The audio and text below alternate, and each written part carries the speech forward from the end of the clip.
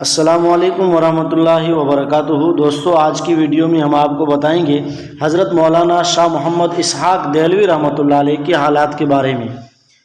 سن ہجری 1197 کو دہلی میں آپ پیدا ہوئے۔ آپ حضرت شاہ عبدالعزیز محدث دہلوی رحمۃ اللہ علیہ کے حقیقی نواسے اور ممتاز شاگرد تھے۔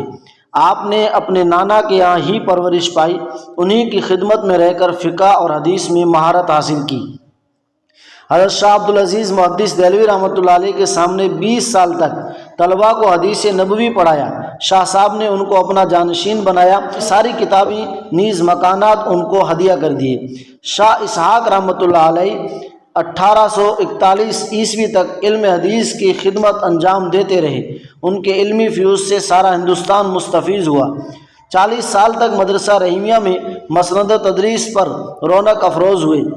حضرت شاہ صاحب 1257 ہجری مطابق 1841 عیسوی میں ہندوستان سے ہجرت فرما کر مکہ مکرمہ چلے گئے۔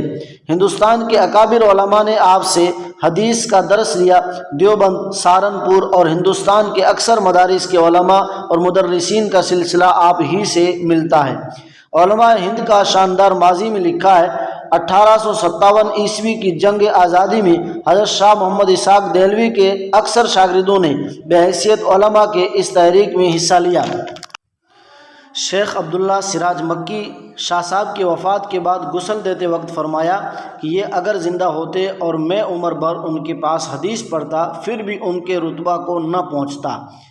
مکۃ المکرمہ ہی میں 1262 ہجری کو وفات پائی اور جنت المعلیٰ میں مدفون ہوئے۔